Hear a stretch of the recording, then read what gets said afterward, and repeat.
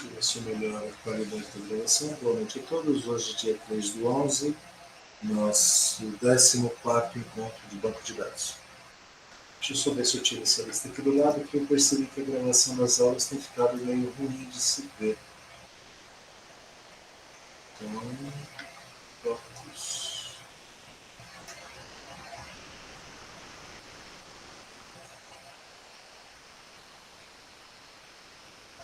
O relógio está ruim.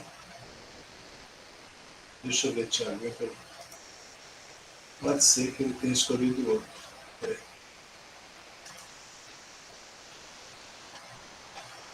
Configurações. Aqui. Sim, ele estava com outro microfone. Verifiquem se agora melhorou. Beleza. Obrigado por avisar. Firmeza. Vamos lá então, gente. Queria tirar esse mosaico daqui. Deixa eu ver. Tela cheia, tá tela cheia.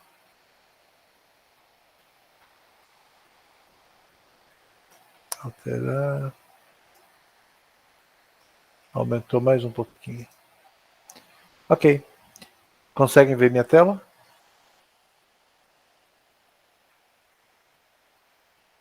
Beleza, obrigado, Rian. Obrigado, Roberto. Bom, gente, conforme eu comentei no fim da nossa última aula, esse semestre nós vimos triggers, vimos um pouco de procedures, e eu preciso voltar e tratar com vocês alguns assuntos que eu não tratei anteriormente, porque eu fiquei esperando e preparando vocês para facilitar o entendimento de vocês de alguns assuntos. Então, para hoje, eu subi lá no material de apoio, aula 14, segurança em banco de dados, tá? E, por acaso, nas pesquisas, eu encontrei um material que eu acho que vale a pena compartilhar com vocês. A 6ª edição do Navate, um livro completo. Por que eu coloquei esse livro aqui? Porque, entre tantas coisas em banco de dados, tem um capítulo que ele fala sobre segurança e traz bastante informações conceituais que vale a pena vocês conhecerem. O mais importante, né, e o objetivo dessa aula de hoje é vocês entenderem que banco de dados não é somente a gente criar tabelas, né, publicar essas tabelas e está tudo bem. Hoje, muito mais do que antes, nós temos que nos preocupar com os dados que vão ser disponibilizados, onde eles vão ser guardados, que tipo de mecanismos de segurança. Como não tem, Rian? Peraí. Deixa eu ver. O PDF aqui. Estou baixando.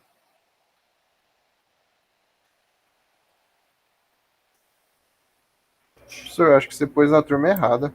Acho que você colocou na turma TDS, professor. Pode ser. Pode ser porque eu fui subir o vídeo da aula lá. Deixa eu... Cadê? Cadê vocês?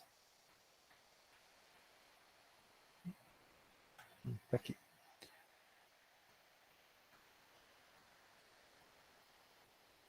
Pode ser que sim. Deixa eu ver aqui.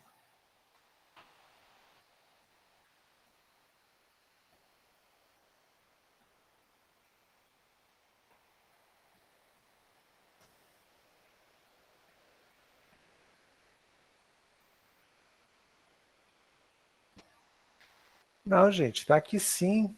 Dá um F5 aí que vocês vão ver. Tá lá sim.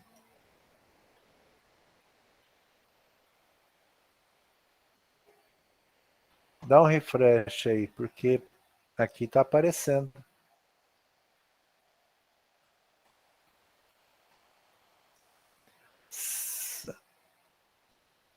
Não faltou livro não. Dá mais um F5 aí, ô Thiago. Que isso, rapaz? Tá aqui, ó. Mentira, gente. Tava na turma errada mesmo. Obrigado por ter avisado.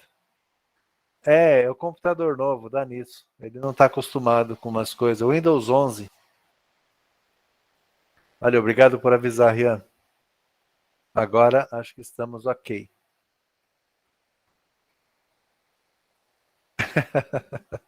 Beleza.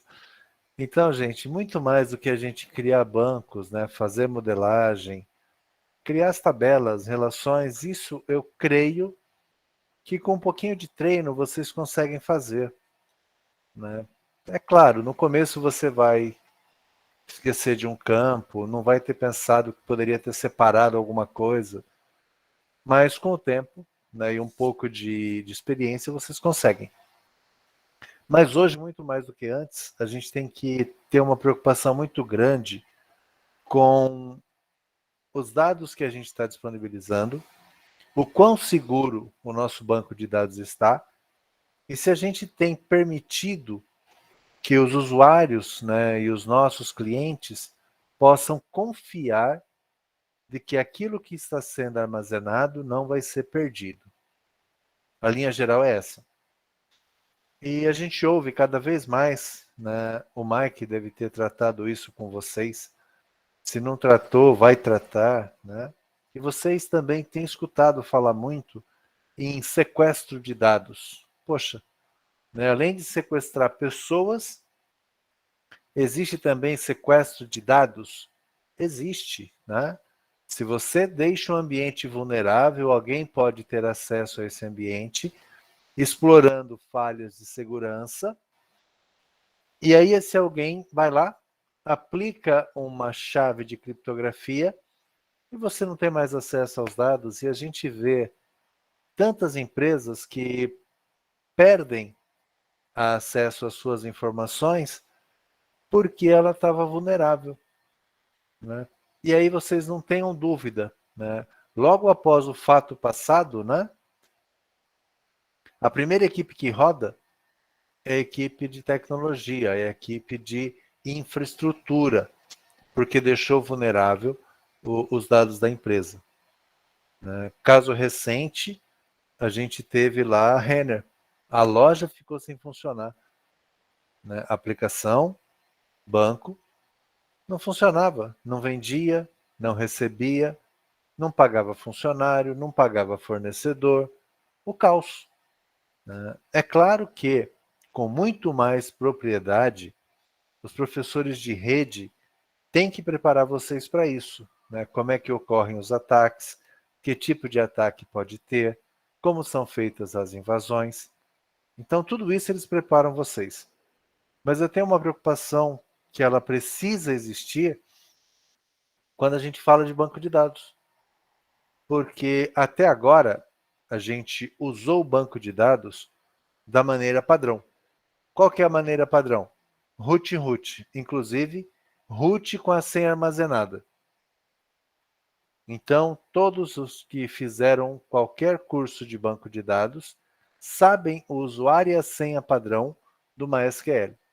E aí vocês começam a construir aplicações, vocês não trocam essa senha, porque na aula de banco ninguém te ensinou a trocar senha ou a criar usuário. E aí os dados do seu cliente, do seu projeto, eles vão ficar vulneráveis. Por que a gente usa root?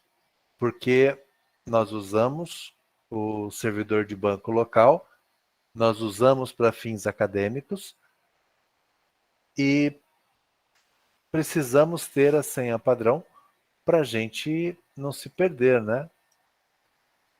Do jeito que vocês são, alguns de vocês, eu não estou criticando ninguém específico, se nós trocarmos a senha do MySQL, na aula seguinte você esqueceu que senha você colocou. Até porque vocês são cheios, e isso está correto, de colocar senha cheia de caracteres especiais e tal. E aí, se você esqueceu a senha do banco, você não tem mais acesso. Ah, e se eu esqueci a senha do root, Chicão, tô morto? Quase. Por que quase? Porque o MySQL ele tem algumas falhas de segurança. Não conta para ninguém, eu vou apagar a gravação da aula nesse pedaço. Mas o MySQL tem algumas falhas de segurança. Então, se você altera alguns parâmetros dele, ele permite que você force um logon sem senha. Aí depois que você logar, você recupera a senha do banco. Coisas, né? E aí tem receitinhas de bolo na internet que te ensinam a fazer tudo isso. Ok? A gente muda um parâmetro lá no my.ini e ele permite você fazer o logon sem senha.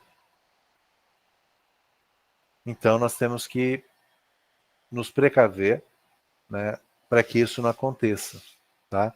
Então essa conversa de hoje, ela vai nessa linha de raciocínio, né, procurando falar um pouquinho sobre segurança, e aí eu vou trazer alguns elementos que até então a gente não tinha trabalhado com banco de dados, ok?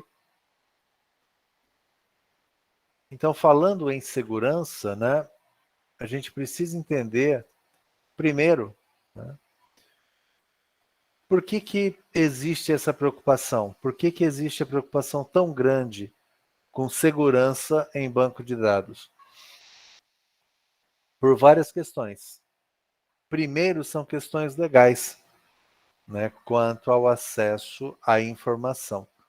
Quem pode ter acesso, quem pode ter acesso a qual informação, quem tem autorização de visualizar um dado. É claro, dentro de uma instituição, a figura do DBA, do administrador de banco de dados, esse cara, por natureza, ele tem acesso a todos os dados. Ele tem acesso ao banco de dados como um todo. Ele gerencia o banco, ele configura e ele tem acesso a todo o banco. E normalmente é o DBA, né, o administrador, que primeiro é o cara que detém a senha do root. Né? Ele que tem o usuário, o superusuário e a senha. Normalmente, os administradores de dados, o que eles fazem? Eles pegam o usuário principal, o usuário nativo do banco, por exemplo, o root, no caso do MySQL. Ele pega esse superusuário e ele troca a senha. E, para trabalho, usando o usuário root, ele cria um outro usuário que também tenha superpoderes. Tá? Por exemplo, eu poderia criar o usuário F. Souza, né? A primeira letra do meu nome, meu sobrenome, eu posso criar um usuário F. Souza no banco, posso atribuir a esse usuário todos os poderes, né? Eu posso garantir que ele tem acesso a tudo no banco e com uma senha que eu conheça. Então, aí eu já começo a ter dois fatores de segurança. Primeiro, que a senha do root está guardada, ninguém fica usando. Uma falha de segurança, ninguém sabe a senha do root, exceto o administrador. Só que não é só ele, tá? Dentro das políticas da empresa, tem que ter uma regra lá que indique, além do DBA, quem mais tem a senha do root? Quem mais tem a senha do superusuário? Normalmente, o diretor de TI. Ah, tem que ter mais alguém? Mesmo que ele guarde num cofre, tem, tá? O presidente, o principal acionista, enfim, alguém na escala precisa ter também essa senha, porque caso aconteça alguma coisa com o DBA, caso aconteça alguma coisa com o diretor de TI, alguém precisa ter acesso à senha do banco para poder passar para um outro profissional que você contrate. Então, gente, a redundância, quando a gente fala em segurança, você redundar, você duplicar, você triplicar o dado, é importante caso aconteça algum problema. Teve um acidente, né? Infelizmente, perdeu-se o diretor de TI e o DBA estava junto. Pronto, ninguém mais acessa o banco, a empresa para. Então, vocês precisam pensar sempre quais são os mecanismos, quais são as políticas que vocês vão implementar para a segurança de dados.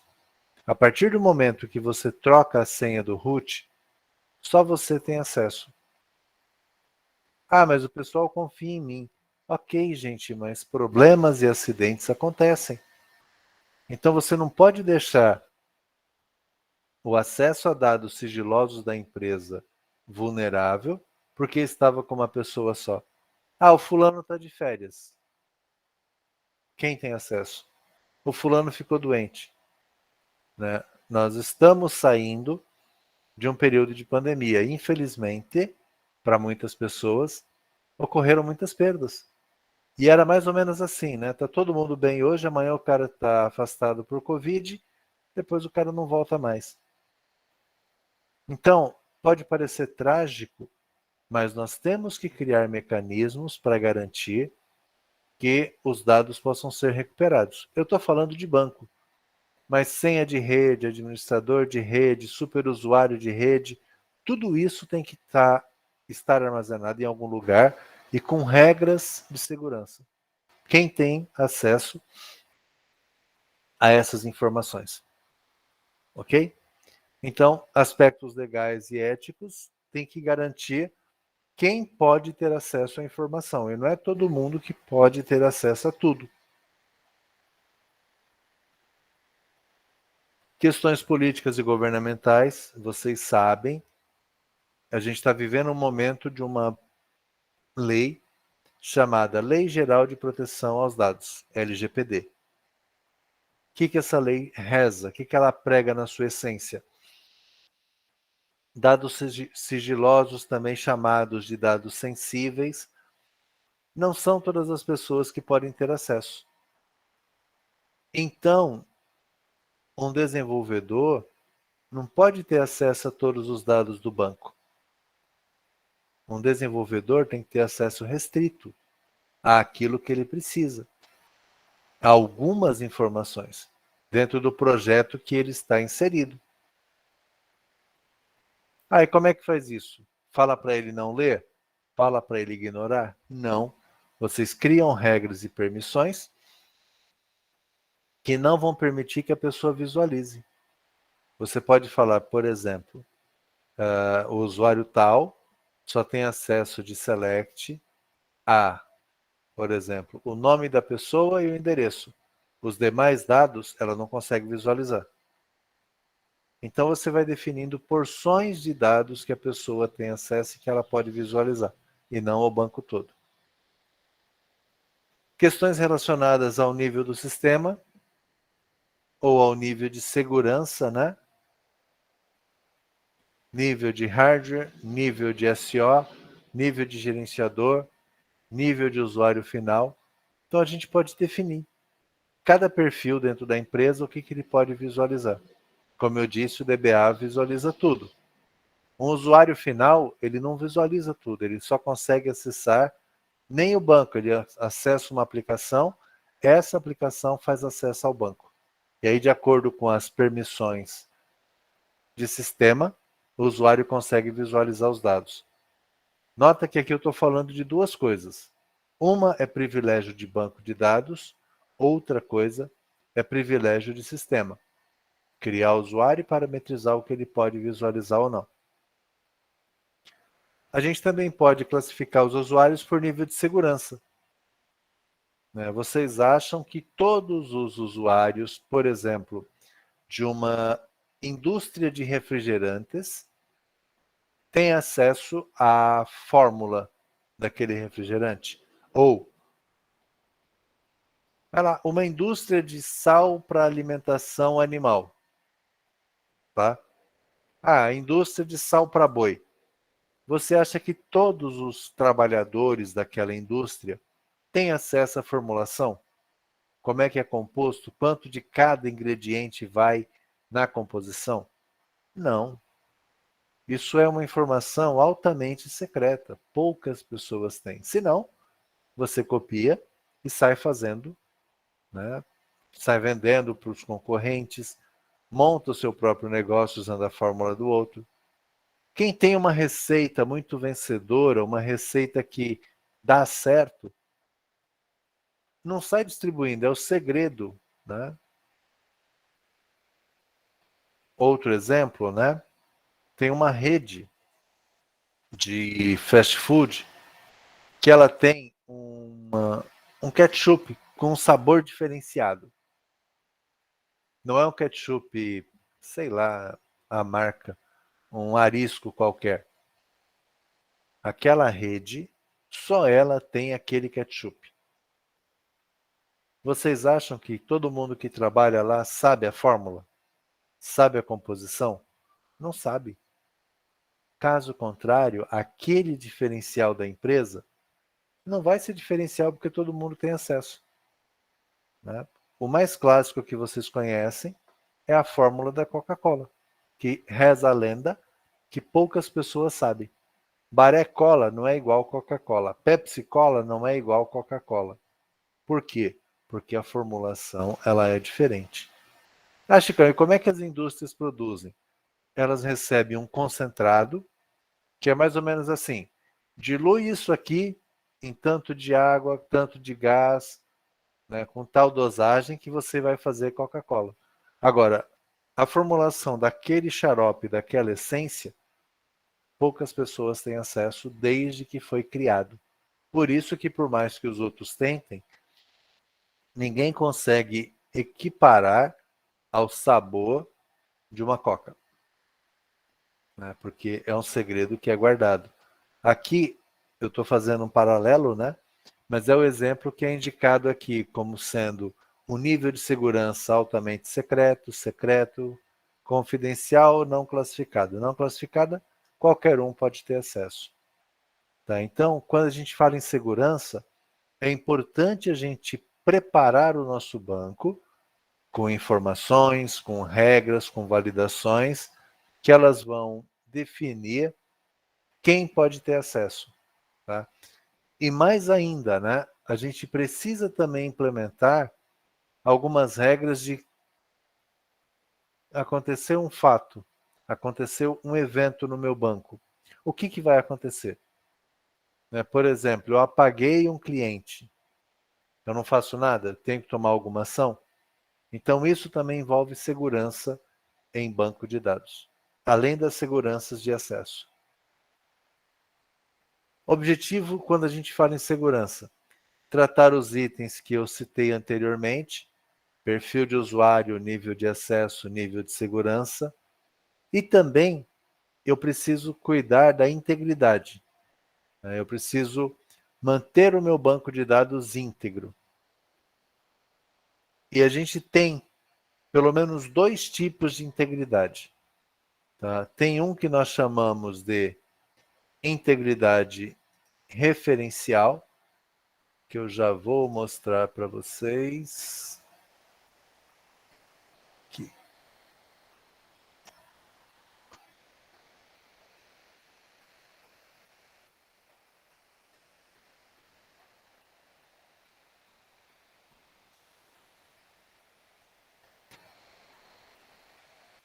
Integridade referencial. Por exemplo,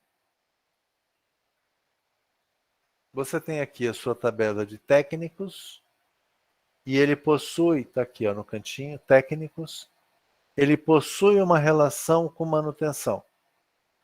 Quando eu falo integridade referencial, eu preciso me atentar a quê?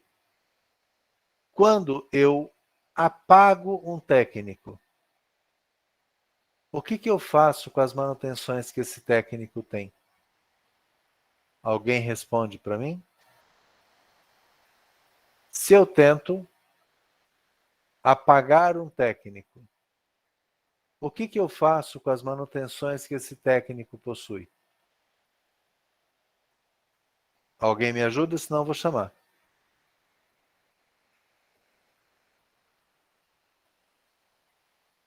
Como professor? Se eu venho aqui, ó, se eu dou um delete num técnico, Aham. o que eu faço com as manutenções que tem esse técnico aqui? Ó? Vai lá, eu estou apagando o técnico 1. Aí, O aí que eu faço com as manutenções dele? vai ter que fazer uma alteração. Que alteração? Vai ter que mudar os técnicos. Vai ter que Vai tirar ter os técnicos daí. Porque eles não vão existir mais. Exatamente. Integridade referencial é isso que você está começando a falar, Thiago. Eu estou apagando um técnico. Se ele tem alguma manutenção, eu vou ter que fazer alguma coisa. Ou eu apago as manutenções dele, só que aí é esquisito, não é? Estou apagando um técnico, eu vou sumir com todas as manutenções que ele fez. Pode ser uma ação. São vocês que vão definir. Ou eu apago todas as manutenções, ou realmente eu vou ter que, antes de apagar um técnico, trocar as manutenções que ele fez para outro cara, ou eu posso falar o seguinte: eu estou apagando um técnico, ele tem manutenção, eu não posso apagar um técnico que esteja ligado a alguma manutenção. Né? Nesse caso, eu posso restringir a ação, eu posso proibir que ela aconteça. Só posso apagar técnicos que não tenham feito nenhuma manutenção. Só posso apagar ativos, né, que seriam as máquinas ou os equipamentos, que não tenham manutenção. Eu só posso apagar tipo de ativo que não esteja ligado a nenhum ativo. Essas regras, elas são chamadas de integridade referencial. Ok? Então a gente define isso no banco de dados. Ah, Chicão, você não falou isso. Não, gente, eu não falei. Por que eu não falei? Por uma questão de maturidade técnica de vocês. Mas agora eu preciso mostrar para vocês e vocês têm que saber que existe. Estou abrindo aqui a minha modelagem.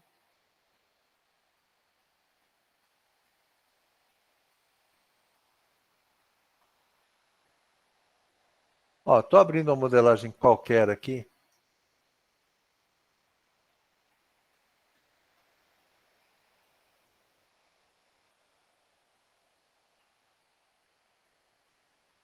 Tá aqui, ó.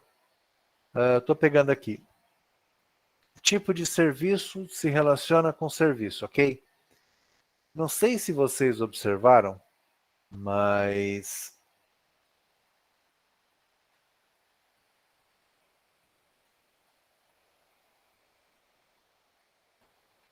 deixa eu dar um zoom aqui.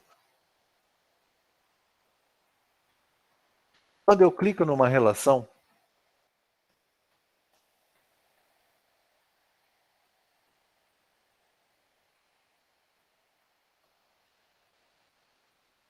vou fechar aqui. Eu vou clicar aqui nessa relação entre serviço e tipo de serviço, ok? Tipo de serviço é pai, é o principal, é a entidade forte, serviço é fraca. Serviço só existe se ele tiver um tipo de serviço ligado a ele. Se eu clico na relação, está aqui. Vocês podem não ter percebido, mas na relação 6, é uma relação de um para muitos. Um tipo de serviço se relaciona a muitos serviços. Estou voltando lá nos conceitos de modelagem com vocês. Tá? A chave estrangeira, ID tipo de serviço. Nome e destino, tipo de serviço, ID tipo de serviço. Eu estou lendo aquilo que vocês já viram na modelagem. Ok? Uma coisa que vocês podem não ter observado é aqui embaixo.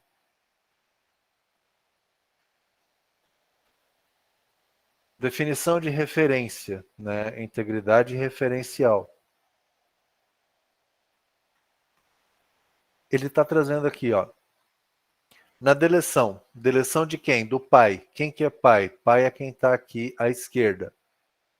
Tipo de serviço é pai. Destination é o filho. Serviço. Então aqui, na deleção, ele está sem ação. Na alteração, ele está sem ação. O que está acontecendo nesse caso? Ele está permitindo que eu apague um tipo de serviço, mesmo que ele esteja ligado a um serviço. Por que ele está permitindo? Porque aqui na modelagem eu deixei como no action, sem ação. Não faz nada. Tá? Mas aqui eu poderia falar, na deleção,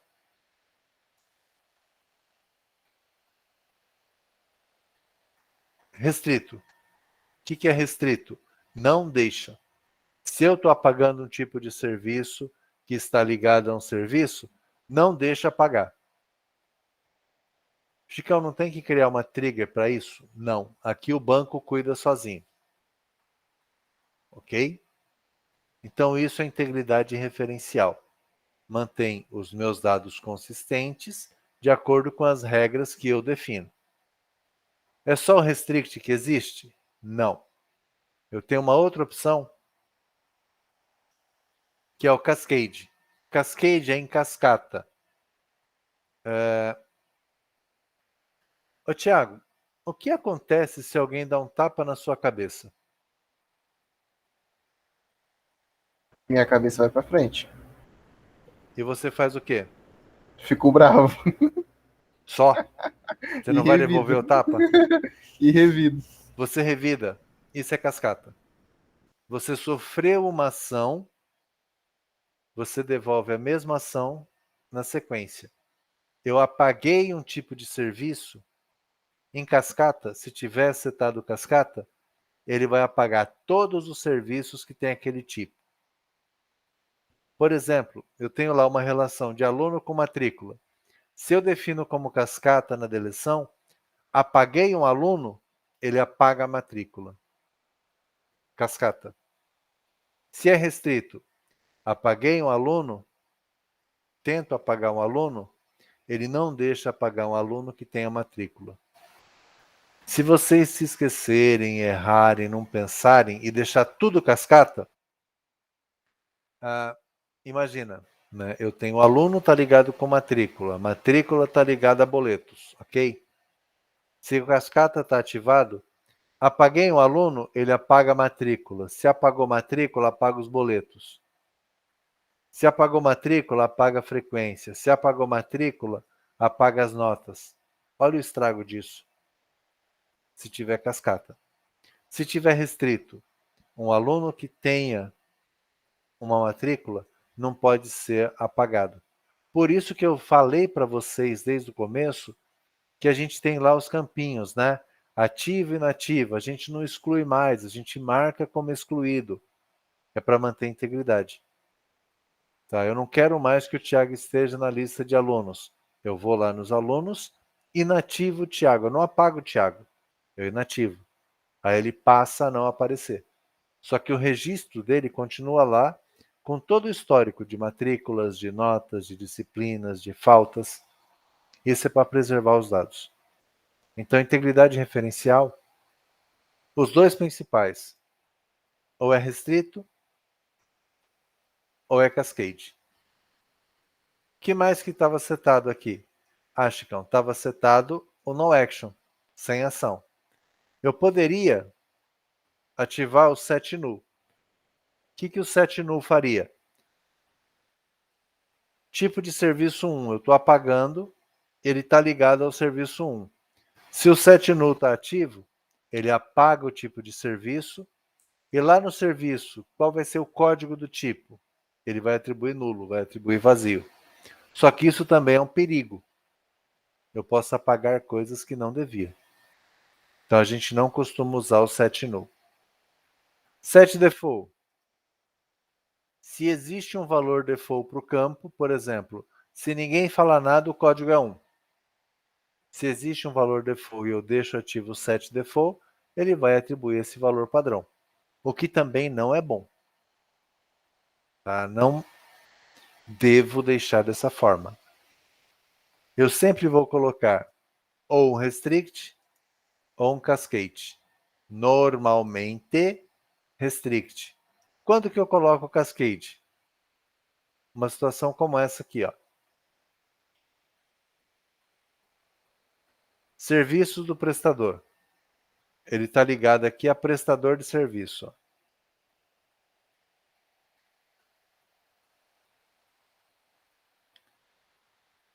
Está aqui. Está ligado a prestador. Quando eu poderia usar o cascade? Eu estou apagando um prestador de serviço, apague todos os serviços que ele oferece. Aí faz sentido. Aí eu não estou prejudicando nada no meu sistema. Eu estou tirando o Rian, que fazia serviços de encanamento, pintura, hidráulico. Eu estou apagando o Rian, apaga todos os serviços que ele oferece. Tá? Aí eu poderia usar o cascade. Então, integridade referencial, ela existe para que eu possa preservar o meu modelo, para que as regras que eu defino no modelo, elas sejam cumpridas. Então, esse é um tipo de mecanismo de segurança que eu posso implementar. Tá? O objetivo, então, é assegurar que a informação esteja protegida contra alterações inapropriadas ou não autorizadas. Alguém conseguiu acesso ao banco, alguém vai dar um delete lá.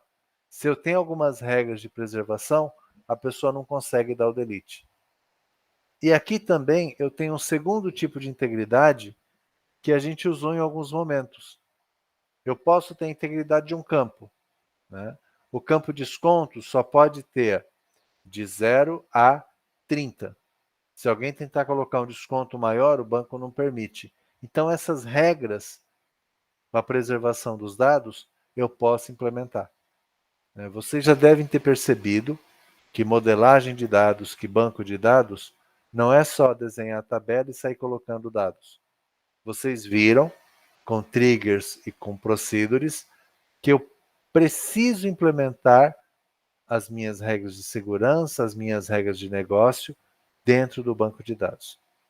Ok? Um outro objetivo que eu tenho em tratar e trabalhar segurança é a disponibilidade. Eu tenho que ter garantias de que o banco de dados vai estar disponível aos usuários e que os usuários, quando tentar acessar, eles vão conseguir. Tá? Aqui entram mecanismos de disponibilidade, como, por exemplo, redundância. Eu tenho uma cópia do banco de dados em servidores diferentes, um servidor falhou, o segundo assume. A gente tem que pensar nisso. Tá? A empresa que mantém o banco de dados em um servidor só, ela corre o risco de ficar sem acesso aos dados. Ah, Chicão, vai gastar dinheiro? Vai ter que gastar. Um e-commerce, por exemplo, eu posso ter o banco de dados do e-commerce em um único lugar, em um único servidor? Não é bom. Se aquele servidor cai, se aquela máquina cai, o que acontece com o meu e-commerce? Ele para. Meu e-commerce parou. Quantos pedidos eu deixo de receber? Quanto custa para a empresa? Os pedidos que ela deixou de receber, ela recebe depois? Não. A pessoa ou compra em outro lugar ou desiste daquele impulso de compra. Então a gente tem que computar muito bem quais são os possíveis prejuízos que a empresa tem por indisponibilidade do banco. Ah, Chicão, faz um backup. Posso fazer um backup. Quanto tempo eu levo para restaurar um backup? Imagina um e-commerce de novo, tá? Imagina sábado, 2 da manhã, caiu o banco. Quem vai recuperar esse banco? Vai acordar alguém para acessar o servidor, para voltar ao backup? É assim que vai funcionar? Então, olhando para banco de dados, a gente tem que pensar o que eu tenho que fazer para manter os meus dados disponíveis. E aí, cada tipo de negócio, cada operação vai avaliar o risco e o custo que ela vai ter em criar essa redundância, essa cópia de segurança. Eu estou falando para vocês não de um banco que a gente fez durante a aula, mas de um banco de dados que subiu numa aplicação que muita gente acessa simultaneamente e que, dependendo do que ele faz, ele não pode ficar indisponível. Ok? Segurança. Tratar também confidencialidade. Assegurar que os dados não sejam publicados, de que pessoas não autorizadas não possam acessá-las, de que pessoas não autorizadas não possam alterá-las. Isso é fundamental. Eu não posso deixar os dados vulneráveis. A exposição não autorizada pode resultar, entre outras coisas, perda de confiança. Volta e meia vocês ouvem, né? Não sei quantos clientes, não sei de quem, tiveram seus dados expostos. Facebook, Vivo, grandes empresas que, por falhas de segurança, tiveram seus dados, não vou falar perdidos, né? Por isso que ele usa o termo exposto. Pessoas não autorizadas tiveram acesso às informações. Tá? Então, bastante cuidado, né? Principalmente quando vocês começarem a criar aplicações e a publicarem, né? A colocar essas aplicações disponível em algum lugar. Isso pode representar um problema, ok? Agora com LGPD, processos legais, constrangimento, enfim, sabe-se lá o que pode acontecer quando acontece vazamento de dados. Ok? Para evitar tudo isso, ou para amenizar pelo menos, né? Para amenizar, a gente tem que implementar medidas e mecanismos de controle. E foram criados, né? Foram estruturados pelo menos 4 medidas. As mais comuns são 3, né? Além do controle de inferência, né? Então, foram criadas 4 medidas padrões que a gente pode adotar quando se fala em banco de dados, que é controle de acesso, criptografia, controle de fluxo e controle de inferência. Controle de acesso. Quem pode acessar o quê? Quem pode visualizar o quê? A gente faz isso de 2 formas. A gente pode definir controle de acesso. Um é o que ele chama de discricionário, é descrito. Você pode conceder acesso de forma linha de código mesmo a usuários e o usuário ao que ele vê dentro do banco de dados, ok? Eu vou lá e falo que o Roberto pode ter acesso ao banco manutenção, à tabela de serviços. E na tabela de serviços, o Roberto só pode consultar. Morreu.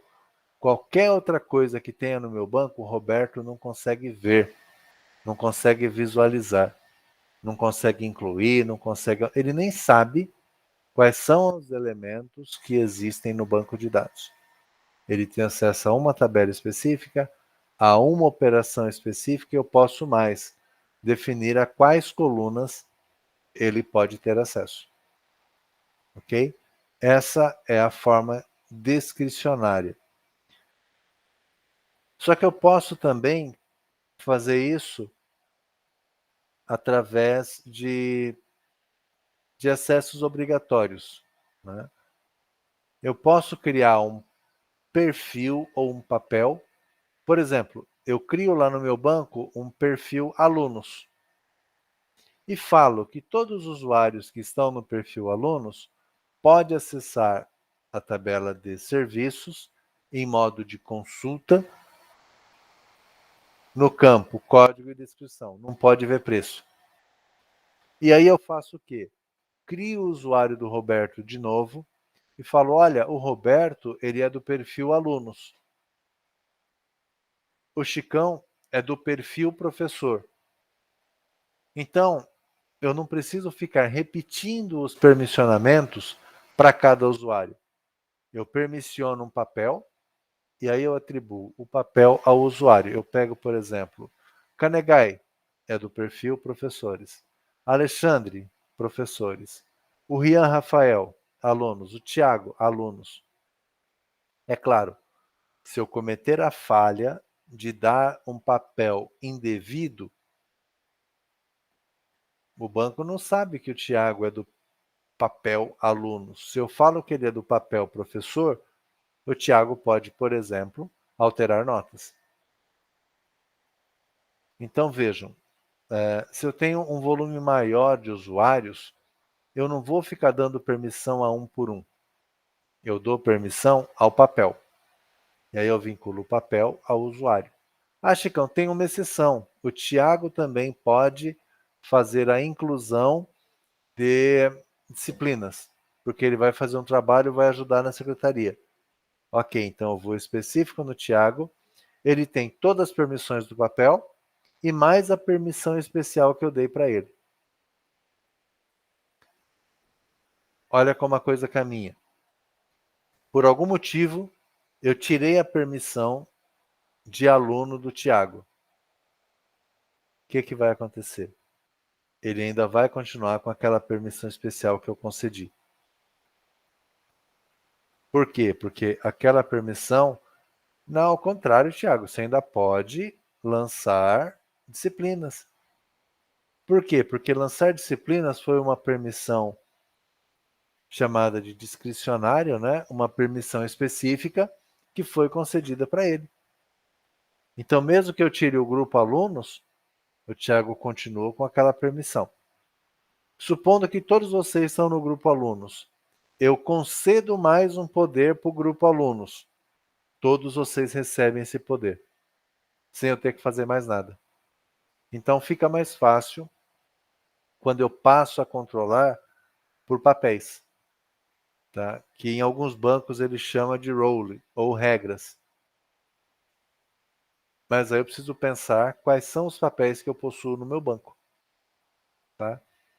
E planejamento, gente. Isso aqui não dá para fazer de uma hora para outra. Eu preciso pensar e estruturar meu banco. O que eu quero levar para vocês? Que vocês precisam se preocupar com segurança. Né? Controle de acesso. Por que controle de acesso para vocês, até agora, não foi um problema? Porque vocês todos eram root. Vocês eram superusuários. Vocês podiam fazer tudo. Criar objetos, apagar objetos. Agora, quando a gente começa a olhar para segurança, para perfis de usuários, vocês podem receber algumas permissões e podem perder outras permissões. Tá? Depende do que a gente precisa fazer ou o nível de controle que nós precisamos ter dentro do nosso banco.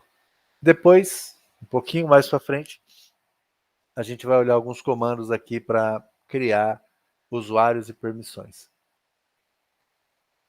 Controle de fluxo. A gente cria mecanismos. Pois é, Cleiton, começou. Mas tem que ser, tá? Só não podia ser no começo, porque vocês nem sabiam direito como é que era um banco, como é que manipulava um banco. Agora vocês começam a entender. Vocês começaram podendo tudo, que eram superusuários. Agora vocês vão saber que é possível limitar os poderes que um usuário tem dentro do banco de dados. Controle de fluxo.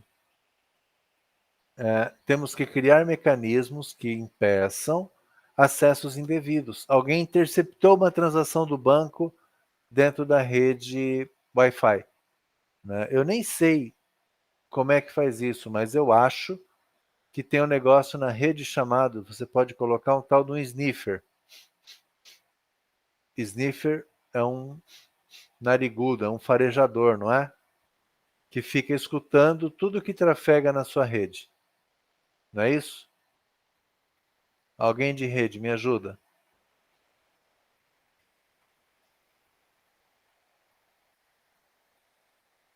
Cadê os caras de infra da sala? Hã? É sniffer mesmo?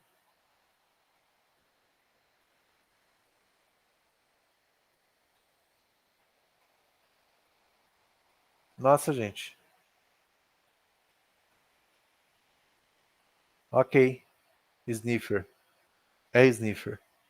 Né? Sniffer é um software que você coloca na rede, principalmente em redes que elas são vulneráveis, que ele fica xeretando, né? Ele fica colhendo aquilo que está transitando.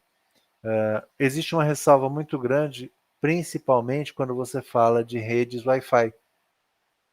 né, que alguns de vocês, quando começam a fazer essas aulas de rede, fica nos lugares procurando telefones que estejam disponíveis para vocês poderem invadir, né? É um passatempo legal, só não pode fazer, né?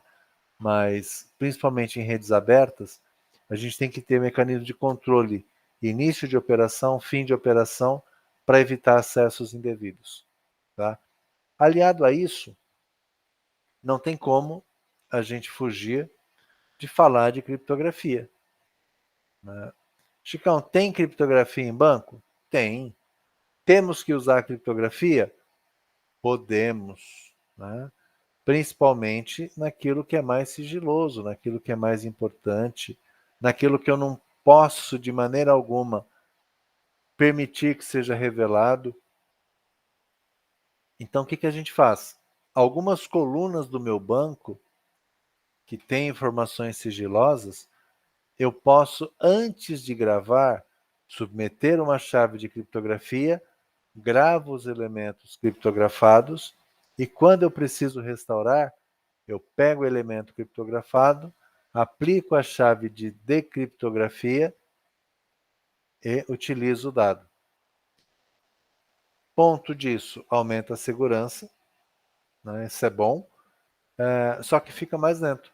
Eu tenho uma ou duas operações a mais que elas precisam ser executadas para poder guardar ou recuperar o meu dado, tá? O MySQL ele já vem com um padrão de criptografia, mas me parece que esse cara está muito vulnerável hoje. Salvo engano, é MV5. Então ele permite padrão de criptografia default, eu só habilito lá e ele passa a gravar criptografado. Mas é fraca, é uma chave fraca que ele utiliza. Aí a gente tem que usar de algoritmos mais sofisticados para preparar esses dados e poder realizar o armazenamento. Mas se eu quero garantir, né, que o meu dado não é acessado de maneira indevida, eu preciso criar e colocar chaves de criptografia. Ok? É um hashzinho, é parte do comando ali, ele já criptografa para você. Só que, de novo, hoje esse tipo de criptografia padrão do MySQL, ela é facilmente quebrada. Porque todo mundo sabe como fazer. Se eu sei como fazer, eu também sei como desfazer. Tá? Então, o ideal nesse caso é a gente procurar criar uma chave própria para poder fazer a criptografia. Ok?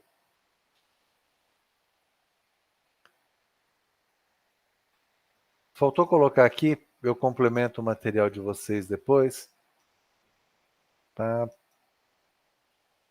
Cadê aqui? Controle de inferência. O que é inferência? Que é o último item aqui. Inferência é aquela possibilidade de você... Vocês já ouviram falar de SQL Inject?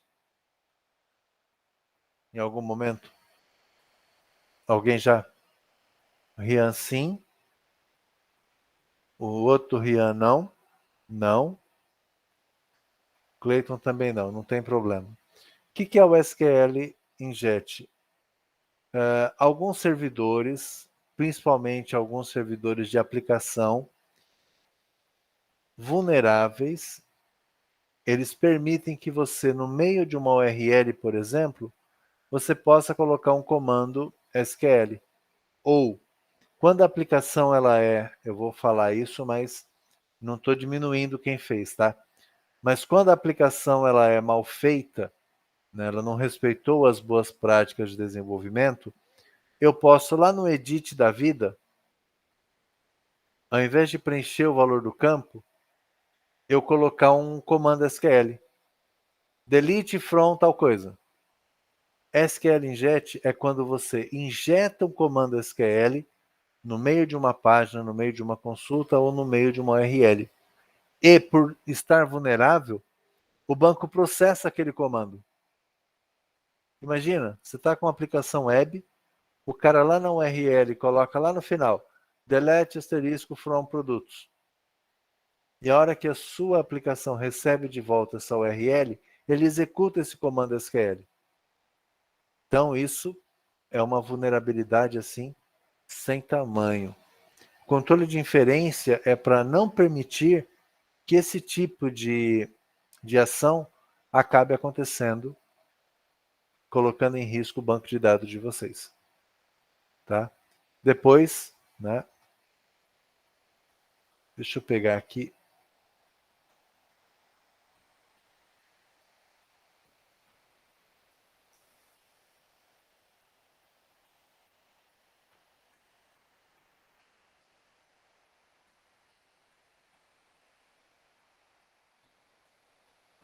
Tá aqui. Deixa eu pegar aqui para passar para vocês.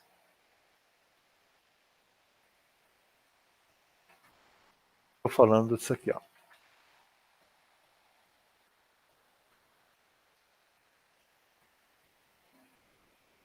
Coloquei o link para vocês. Deixa eu ver aqui.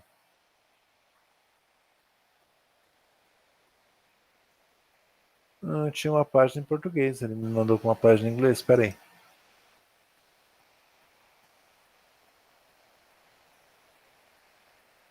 Aqui.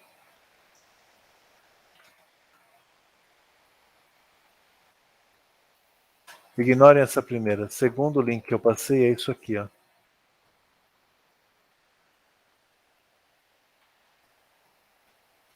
Depois vocês podem ir um pouco mais a fundo. Mas injeção de SQL é um tipo de ataque onde o invasor pode inserir ou manipular consultas criadas pela aplicação que serão enviadas diretamente para o banco. Tá? Depois vocês podem pesquisar um pouco mais.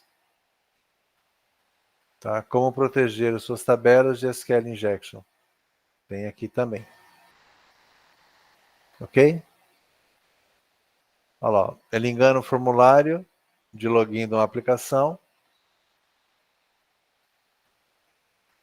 Aí você troca, né? Ao invés de colocar nome de usuário e senha, você coloca um comando SQL.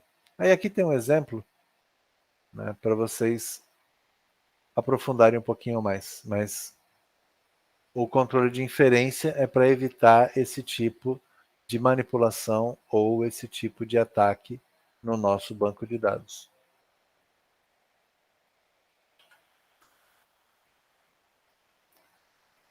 Voltando.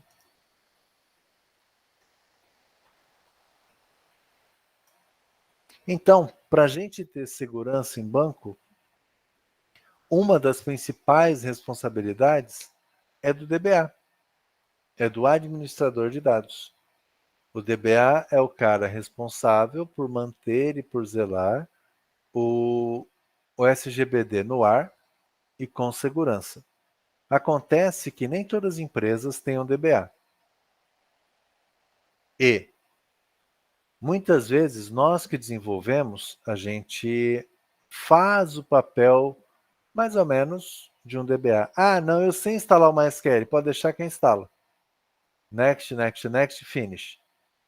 Usuário root, senha root. Pronto, você já está totalmente vulnerável.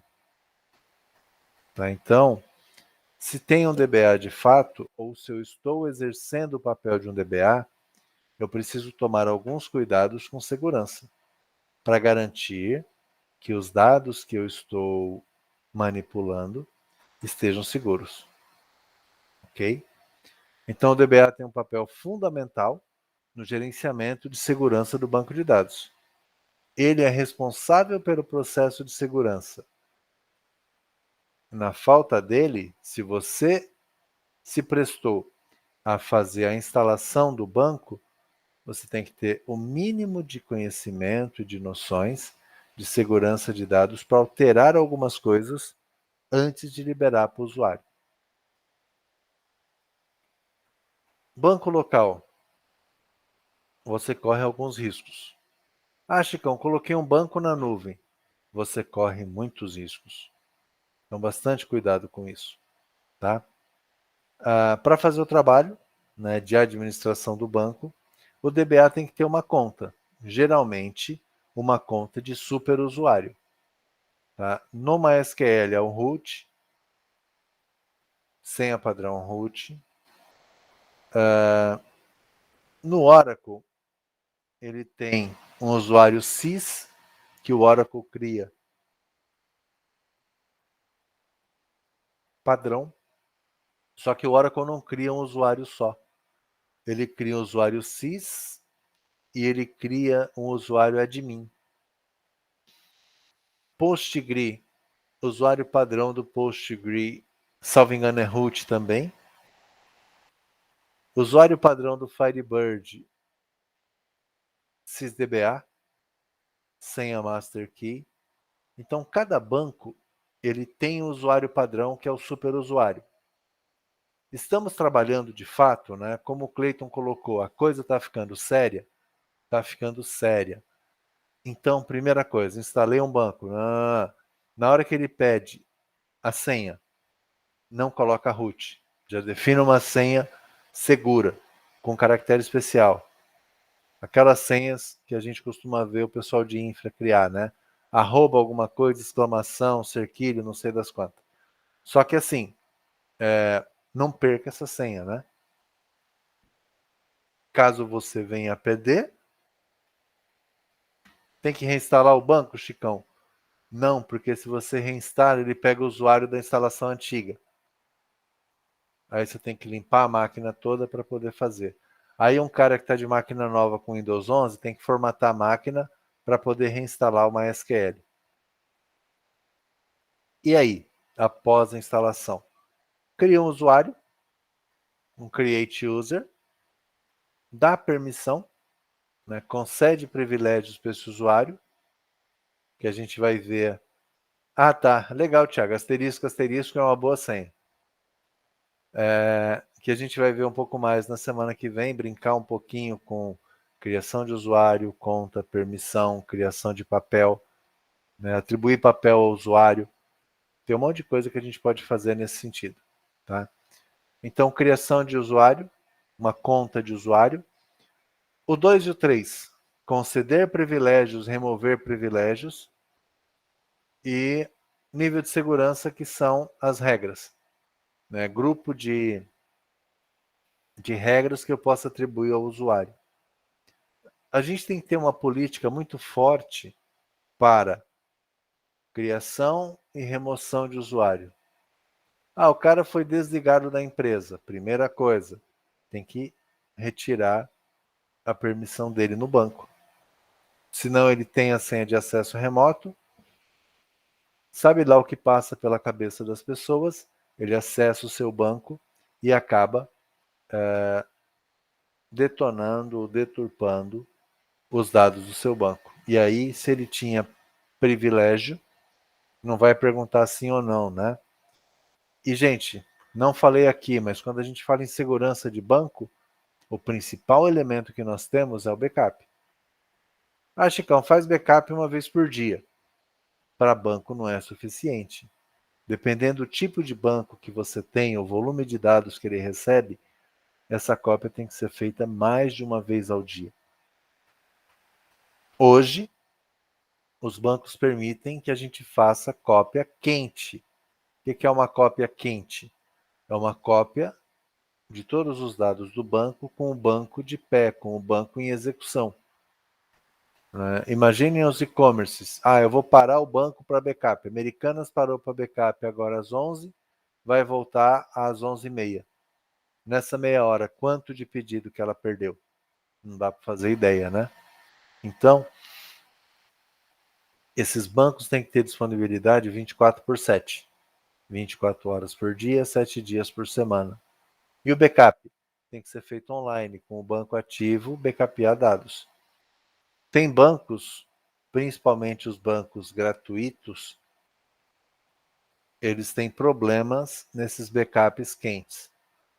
Quando você faz um backup com o banco aberto, com conexão aberta, pode acontecer dele corromper os dados. Né? Não preciso explicar para vocês o que é um banco corrompido, né? É aquele que você copiou, mas você não consegue voltar. Né? Ele não consegue se achar um estado seguro para ele poder voltar ao backup. Tá? Oracle. Oracle permite backup quente.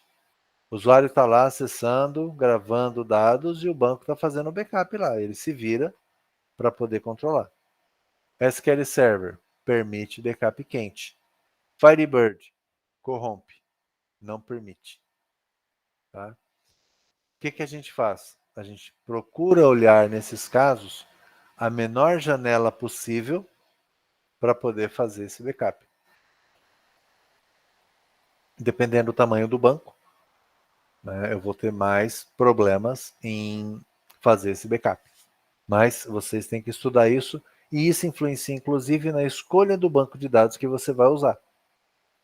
Né? Dependendo do tipo de operação, tem que ser um banco que suporte algumas funcionalidades. Além do DBA, tem muita coisa de segurança que é o analista de sistemas que vai fazer. Tá? Vou aumentar aqui um pouquinho. Vocês têm o PDF aí? Mas esse slide indica que o analista de sistemas ele tem informações que o DBA não tem. Como assim, Chicão? Quem sabe de regra de negócio, quem sabe de funcionamento de projeto, de sistemas, é o analista, não é o DBA. O DBA sabe, vou criar usuário, vou dar permissão, vou retirar permissão. Agora, o analista de sistemas, o cara que entende o projeto, que ajudou na definição, ele sabe, olha, aqui eu vou ter que criar uma visão, uma view, que eu vou mostrar para vocês o que é uma view já já. Aqui eu vou ter que ter uma trigger. Aqui eu vou ter uma procedure. Tem uma regra que fala que o cara não pode acessar depois da meia-noite. Então, essas coisas, quem consegue identificar é o analista. Então, inclusive em segurança de dados, é papel do analista ajudar a definir. O trabalho dele complementa o trabalho de um DBA. Os dois trabalham em conjunto e eles têm informações complementares. Tá? O analista com as regras de negócio, o DBA com as regras de banco, com as permissões de banco. Ele vai cuidar de toda essa parte no que diz respeito ao banco de dados.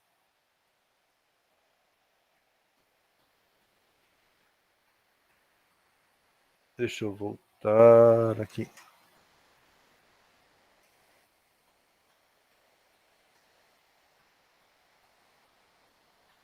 E nesse slide, por último, falando ainda de segurança, a gente não pode se esquecer de permitir que o banco de dados seja auditável. Auditoria de dados. Quem acessou, que hora que acessou, que operação que a pessoa fez, quem incluiu, quem apagou, quem trocou o valor. Então, quando você cria um banco, a gente precisa ter as nossas tabelas de log. Né? Log é o dedo duro, log é o cara que sabe tudo o que aconteceu no banco. Algumas empresas, elas querem saber, poxa, quem foi que alterou o preço desse item?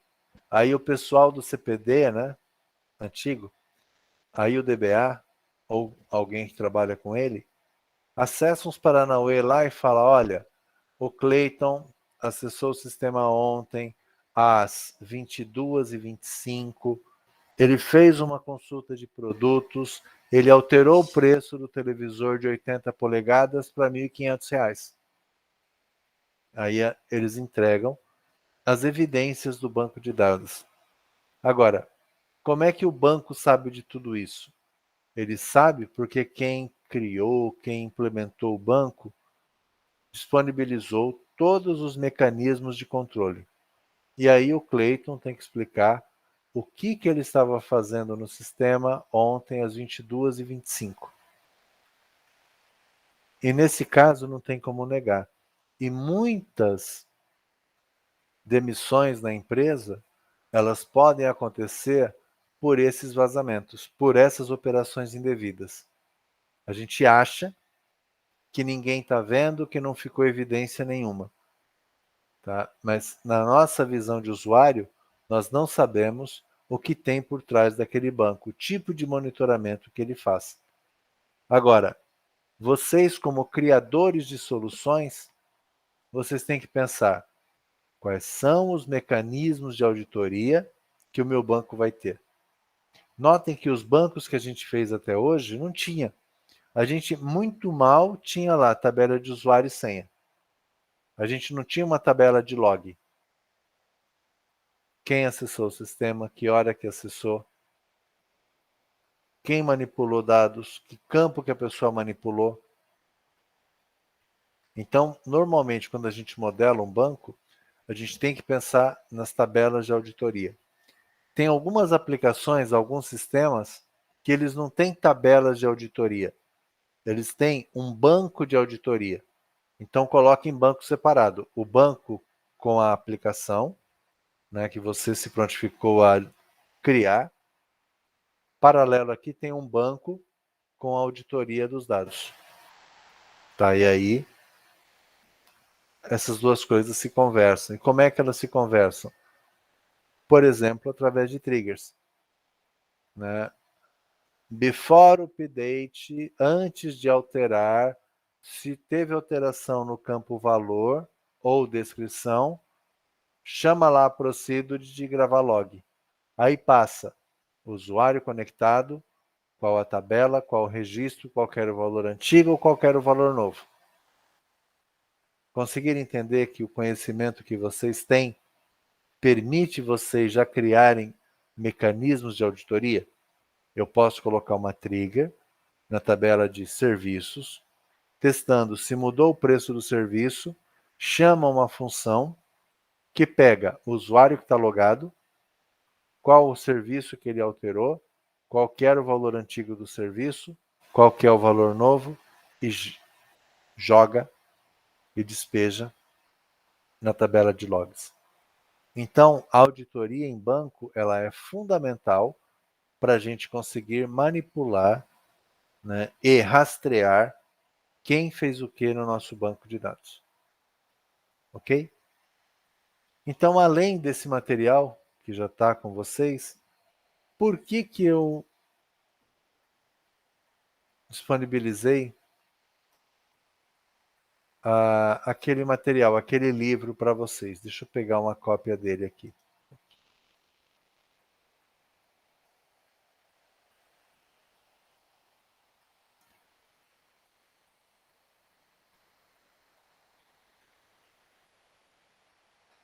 Ah, Chicão, é pirataria?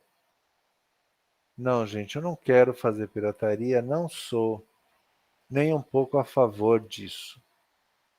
Vou mostrar, depois que vocês olharem, vocês podem se desfazer do material sem nenhum problema. Deixa eu procurar aqui.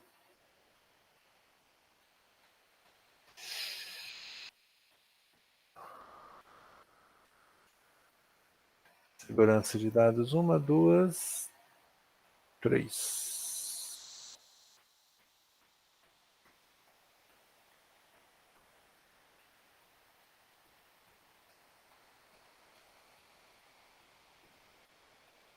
Aqui. Vocês têm o material aí, tá ali mais ou menos na página 560. Né? Pesquisei por segurança de dados. Ele traz um tópico no livro que vale a pena vocês lerem, tá? Ele fala sobre segurança e é mais ou menos o resumo que está no PowerPoint de vocês. Então ele fala sobre segurança, fala o tipo, né? Até o texto aqui, algumas coisas foram tiradas desse livro. Né? Eu tenho... Cadê ele? Pearson está aqui. Para vocês não acharem que é pirataria. Tá? Tem uma cópia dele aqui. Né? Por isso que eu tenho acesso ao PDF também. Tá? Muito bom esse livro, inclusive. Então aqui ele fala sobre os tipos de segurança com mais detalhes para vocês. Aí ele fala das ameaças, perder a integridade, que eu falei para vocês o que é integridade, depois vocês podem dar uma lida. Perder disponibilidade, confidencialidade. Aqui fala como é que você aplica segurança, os mecanismos discricionários e os mecanismos de segurança obrigatória, que é atribuir para o usuário, atribuir para o papel, né, ou para o perfil. Medidas de controle, está aqui a explicação de cada uma delas, detalhada para vocês. É claro que o livro traz mais detalhes, né?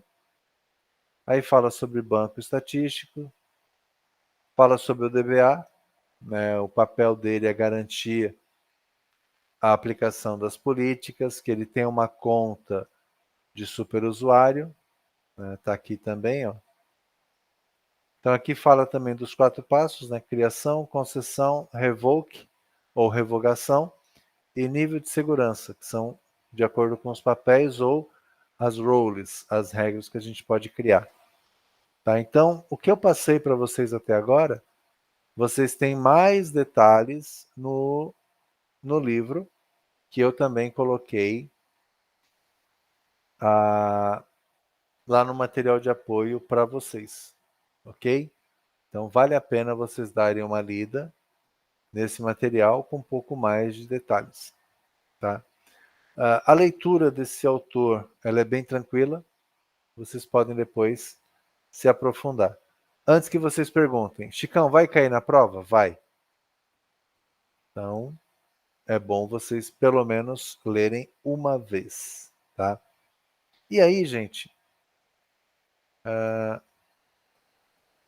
eu fiz um pequeno teste aqui, né? Aqui. Ah, Chicão, deixa eu apagar isso aqui. Deixa eu ver se eu consigo aumentar. Não consigo. Consigo por aqui?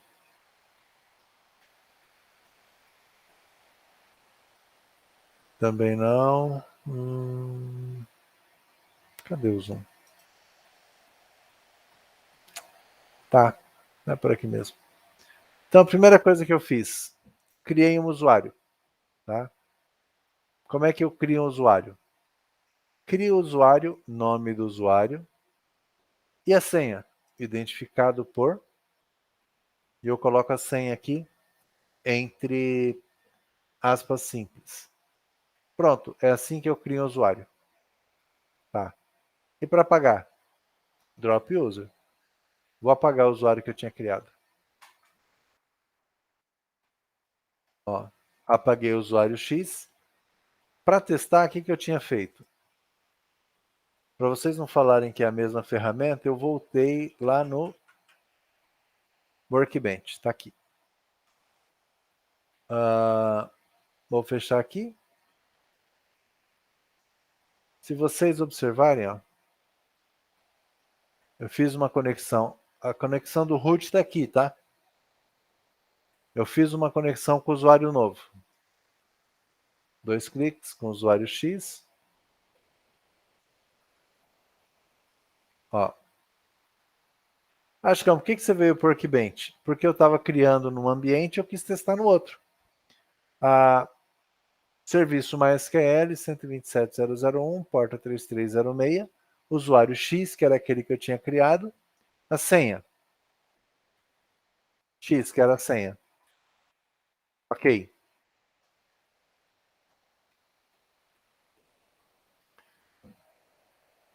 Não posso conectar o servidor de banco. Sua conexão falhou para o usuário X. Access denied, acesso negado para x@localhost. Não deixou. Por quê? Porque, deixa eu... Tá, posso deixar assim. Porque eu apaguei o usuário. Deixa eu criar de novo. Create user X. Ctrl Enter, executei, ó. Create user X. Tá aqui, sem nenhum problema. Será que é sem nenhum problema? Workbench. Close. Novo usuário. 2 cliques. Tá pedindo aqui para eu colocar a senha. Por que ele está pedindo? Porque eu não cliquei aqui para ele armazenar. Eu não cliquei porque eu queria mostrar para vocês o processo.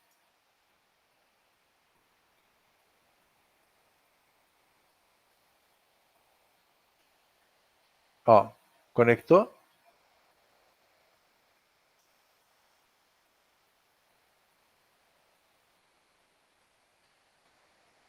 Administrador, aquelas opções de administração. Esquemas, não aparece nada. Por quê? Porque o meu usuário X não tem permissão, só tem usuário. Se eu tentar ler a minha tabela de ativos, ó, no select asterisco from ativos, executando, tá pensando ainda? Não, já foi. Ó, seleciona todas as colunas de ativos.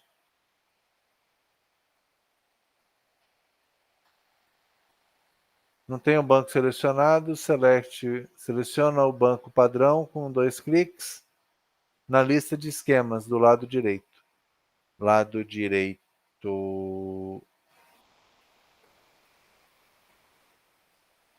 Atualizar a lista de bancos. Não tem. Por quê? Porque eu criei o usuário X, eu não dei permissão nenhuma para ele. E aí? Eu não posso fazer nada.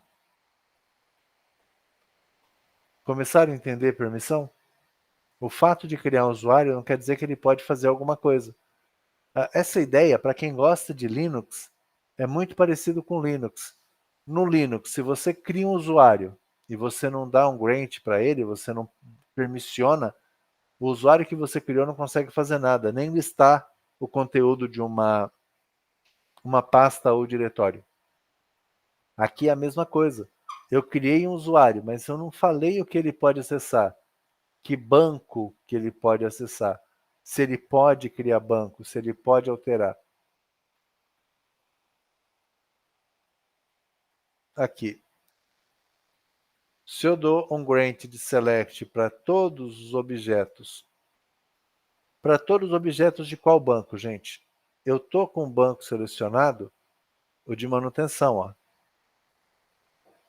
Então, se eu falo para ele, garante opção de select em...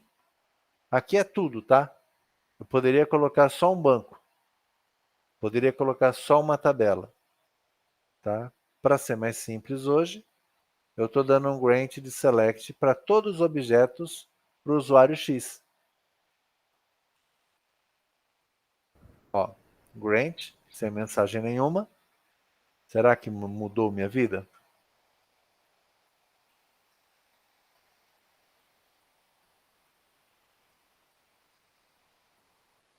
Eu já estou logado. Será que ele vai pegar minhas permissões? Não, não vai pegar. Tá bom. Vou fechar aqui. Vou conectar de novo.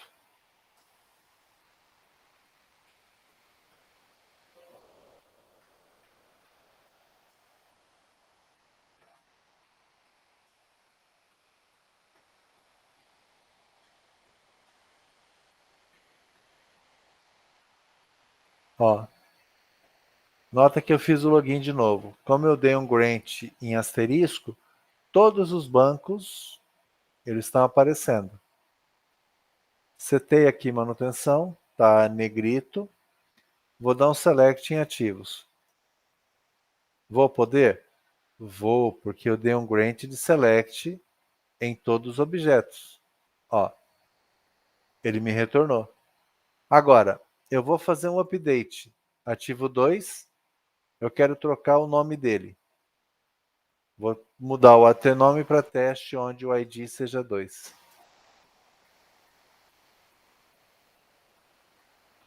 Ó, vermelho, update ativos teste, aqui na frente.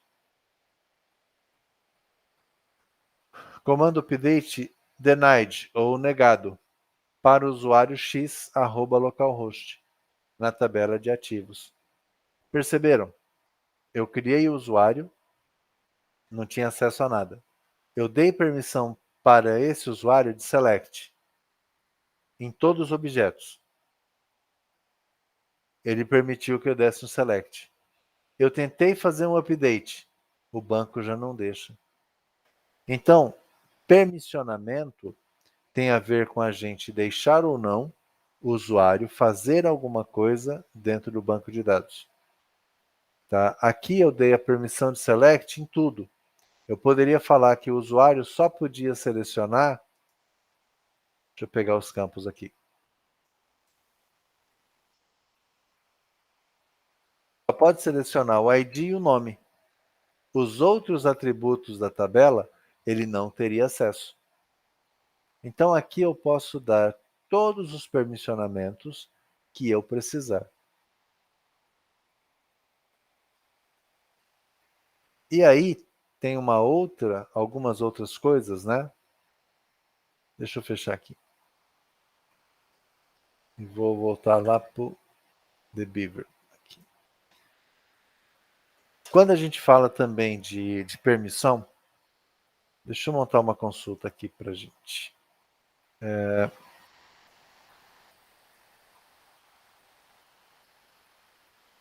Deixa eu ver. Tá. OS. Eu tenho cliente, vai.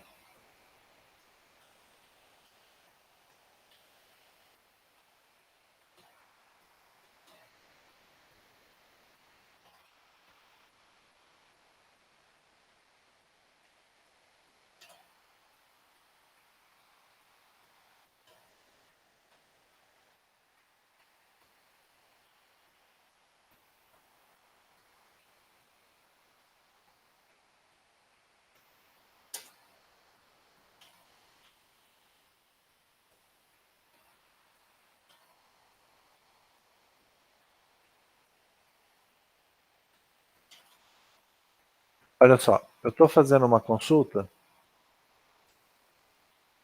Eu quero pegar nessa consulta.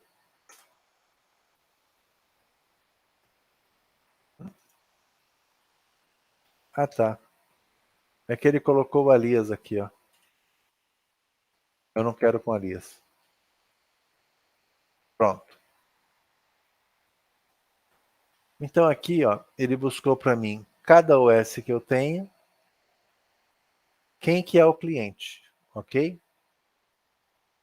Pois bem, acontece que eu uso essa consulta com muita frequência, tá? Dentro do meu banco de dados, por muitas e muitas vezes, eu preciso pegar o código da OS e o nome do cliente. Então, o que eu posso fazer? Vou criar uma visão. Visão OS CLI. Já explico para vocês, tá?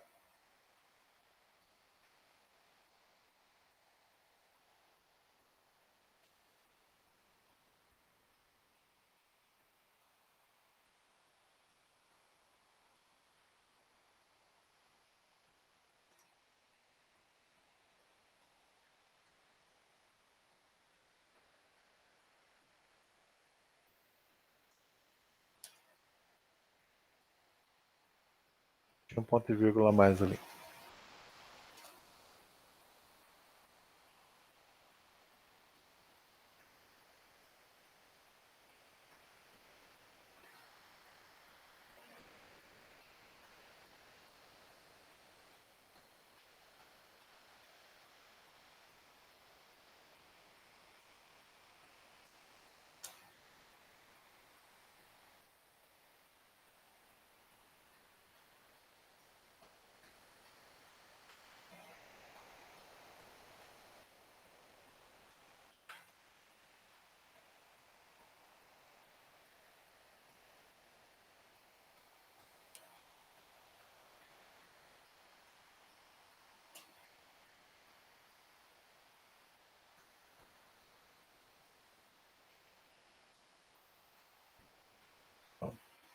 Vou aumentar aqui para vocês.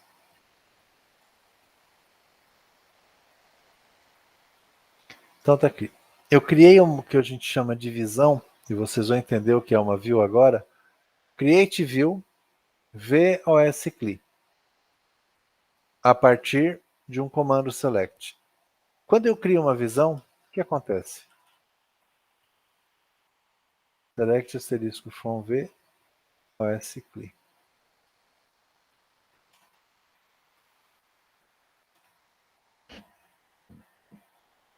Tá. Deixa eu voltar vocês para cá.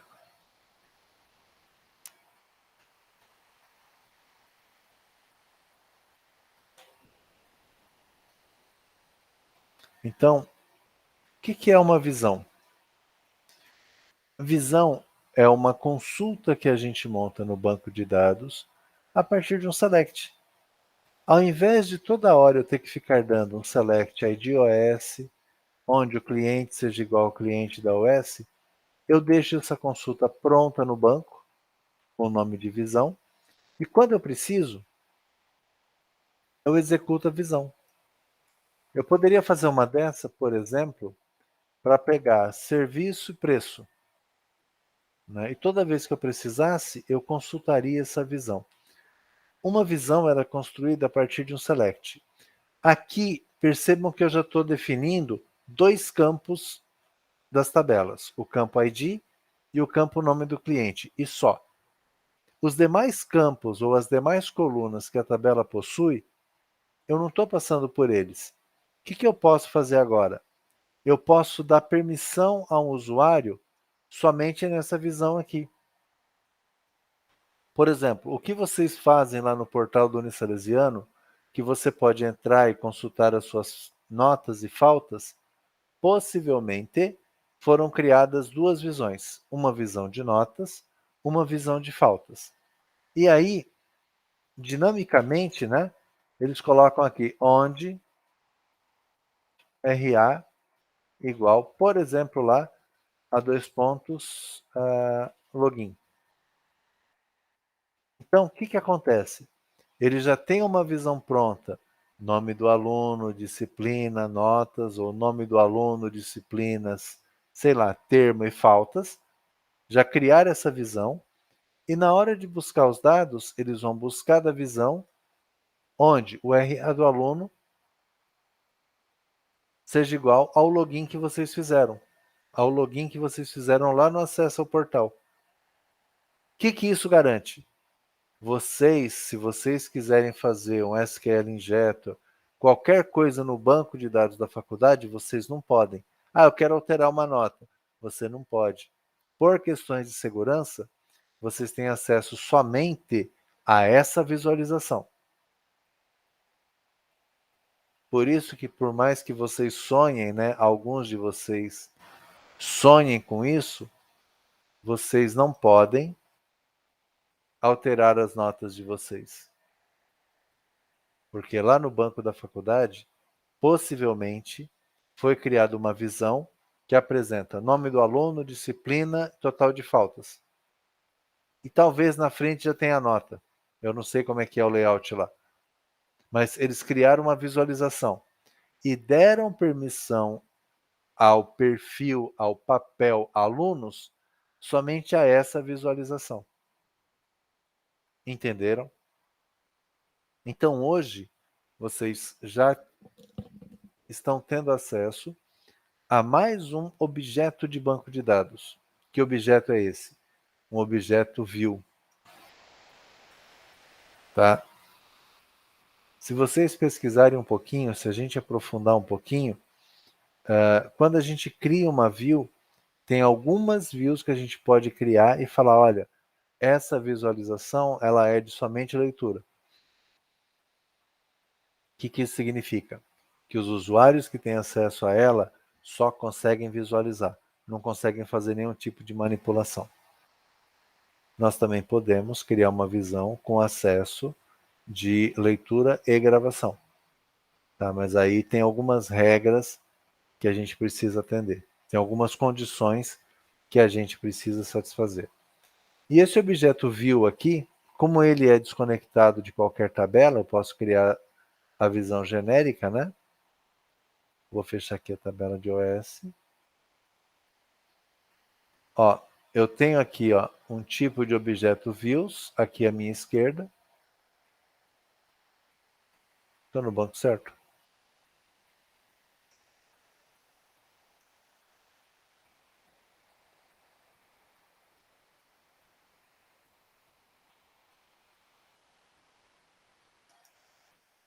Ó, faltava atualizar. Atualizei, ele me trouxe aqui, ó, a View OS CLI. O que é esse cara? Vou abrir aqui. Quais são as colunas que ele me traz? O ID da OS e o nome do cliente.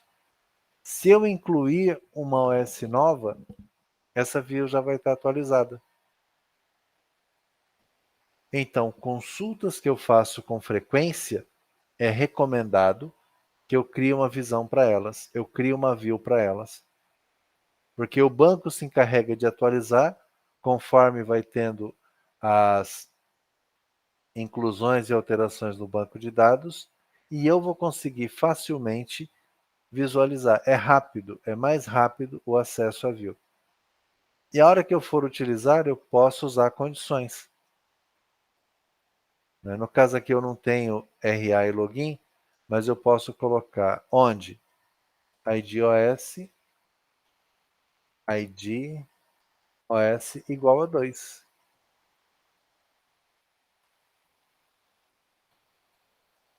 Tá? É como se fosse um select, mas entendam, é um select pré-definido, um select pré-formatado. Isso também me ajuda na segurança, porque eu posso dar permissão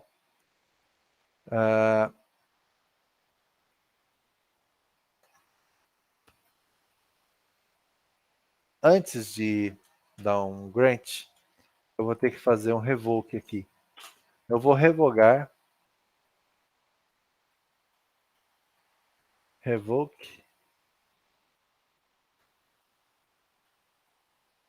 remove a permissão de select do X.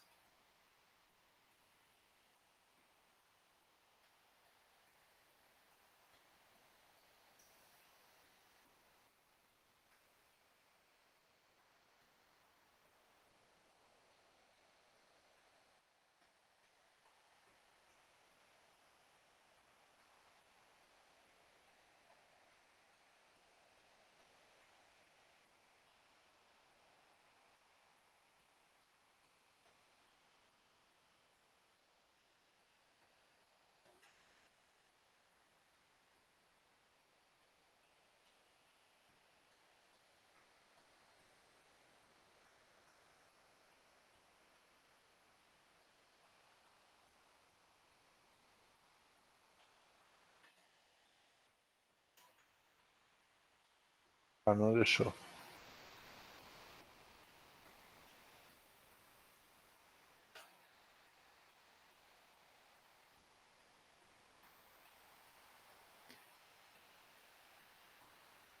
Ele não está deixando eu tirar as permissões.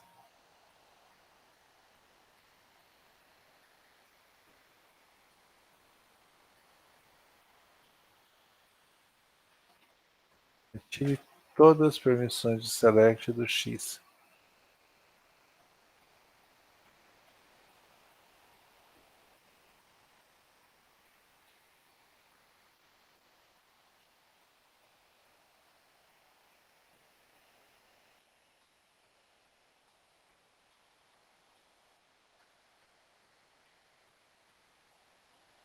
Revoke select em tudo do X. Aí. Então, ao contrário do comando grant que a gente usou, vou aumentar aqui. Ao contrário do grant que a gente deu permissão de select em todos os objetos para o X, eu posso revogar a opção de select em todos os objetos do X. Eu já rodei, posso rodar de novo, ele vai dar um erro, falar que não tem. E aí eu tento logar de novo como X aqui, ó. Vou me logar outra vez. Usuário X, se ele logar é porque existe. Ó, logou. Mas X não tem nenhum objeto aqui. Se eu tento rodar de novo, tem que dar erro, vermelhinho, porque o X não tem, ó, não tem permissão. Agora, deixa eu tentar colocar um outro comando aqui. Vou dar um grant de select, garantir que o X possa selecionar em, como é que chama o banco? Eng manutenção, eng underline manutenção, no objeto view, OSCLI.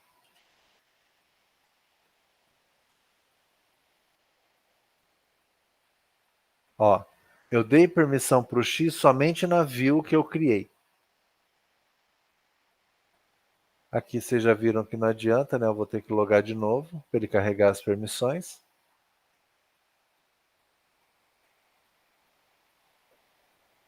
Estou me logando de novo como X.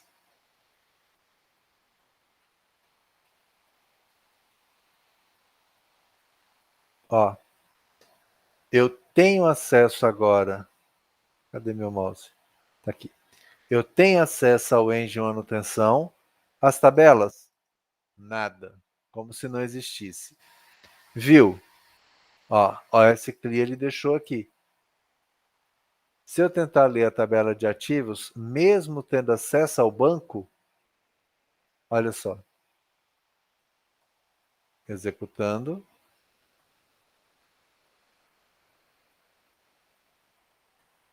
Não deixou por quê?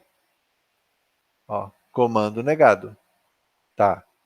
Agora, se eu tento fazer um select na view OSCLI, select asterisco from view OSCLI.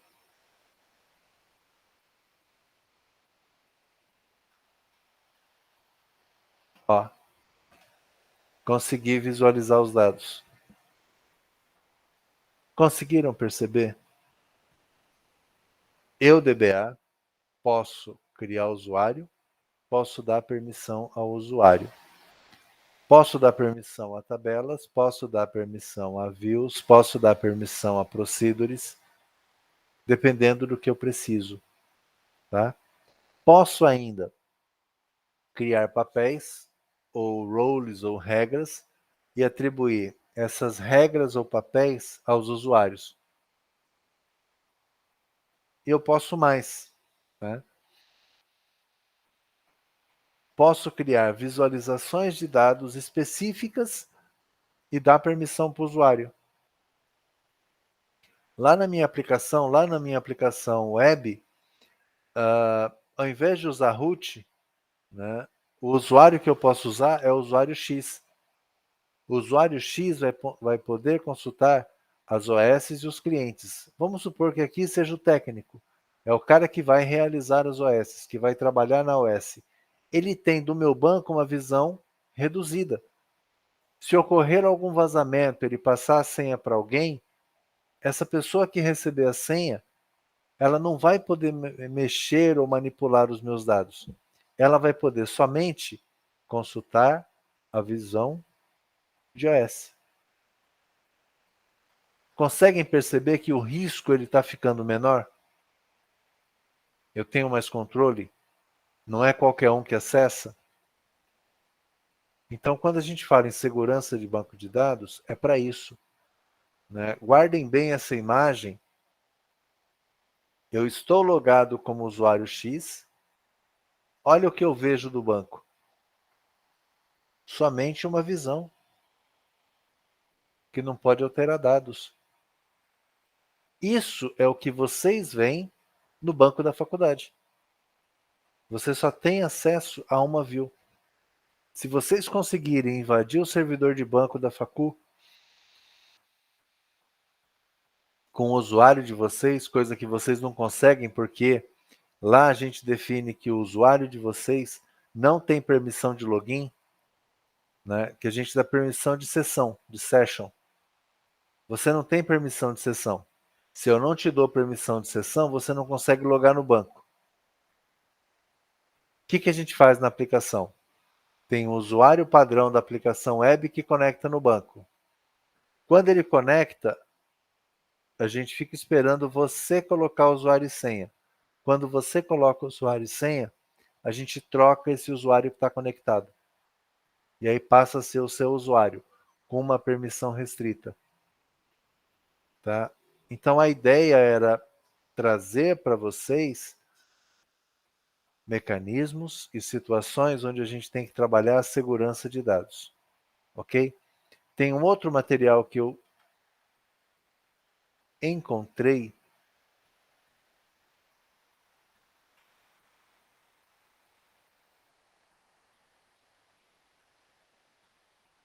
Tirar o zoom.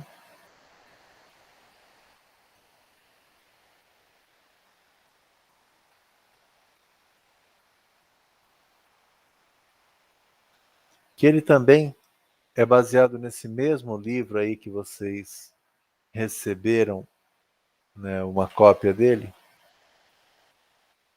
Notem que é a mesma capa, né?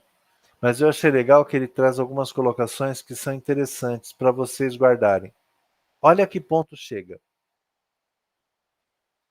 Aqui fala da mesma coisa, né? Porque foi extraído do mesmo livro. Integridade e tal, mesma coisa.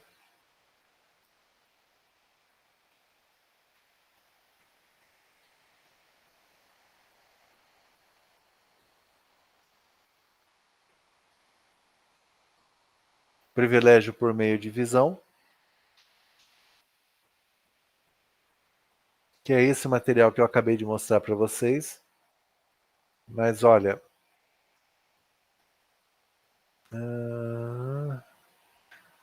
o grant e o revoke, que eu acabei de mostrar.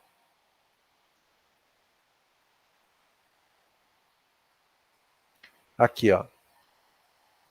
Uma coisa interessante, um conceito interessante. Propagação de privilégios, usando o grant. Só para vocês entenderem o que é possível, tá? Sempre que um proprietário, né, de uma relação concede um privilégio com grant option, significa que quem recebeu o privilégio também pode passar para frente. Então, por exemplo, eu dei um grant pro... Vai lá, que está na minha frente aqui. Deixa eu usar um outro nome, para ninguém falar que é protecionismo.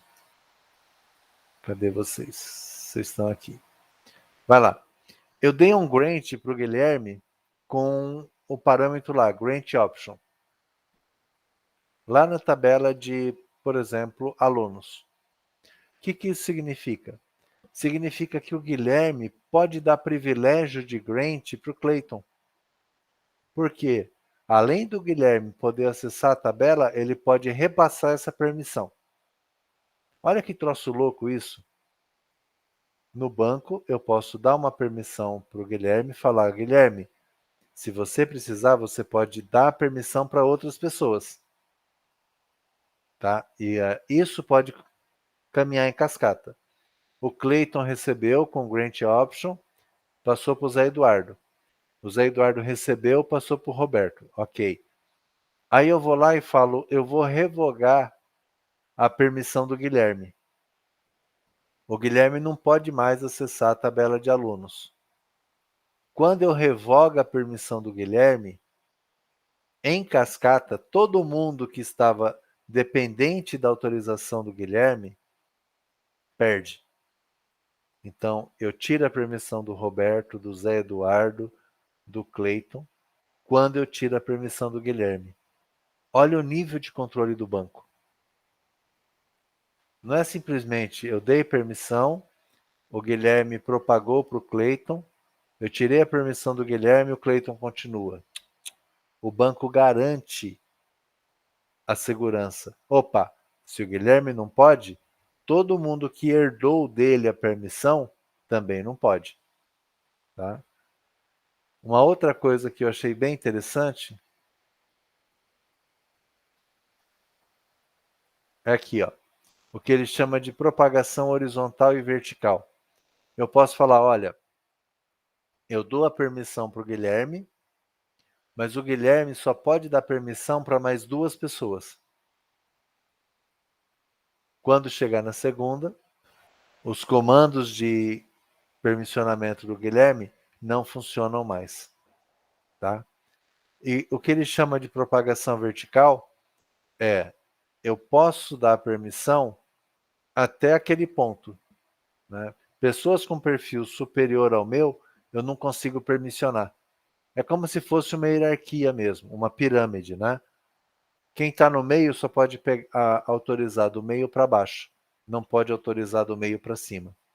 Então o banco também controla isso, né? Quem pode propagar esse permissionamento entre pares, pessoas do mesmo nível, para cima ou para baixo, tá? Isso o banco também pode controlar para a gente. Se vocês quiserem, eu mando para vocês o link, mas o que eu fiz aqui na aula é o que tem nesse conjunto de slides, que ele é baseado no mesmo livro que a gente está usando, tá? Então eu peguei a definição do livro, compartilhei com vocês o próprio livro, né, onde tem os conceitos de segurança de dados. Eu coloquei no chat aqui o link para vocês. Então, é um material, são várias formas de abordar o mesmo conteúdo, tá? Esses comandos aqui, vou jogar num bloco de notas para vocês. Nossa, eu abri o bloco de notas mesmo, né? Coisa que eu nunca faço.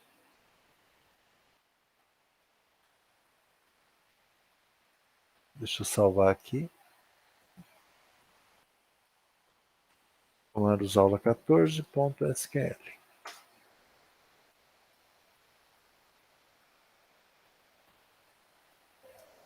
Deixa eu ver se eu vou jogar na turma certa, né?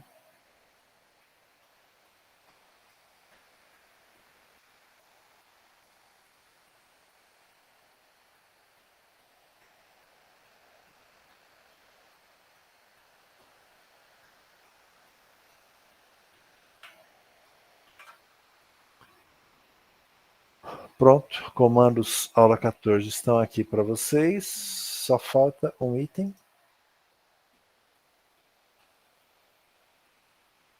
Controle de presença.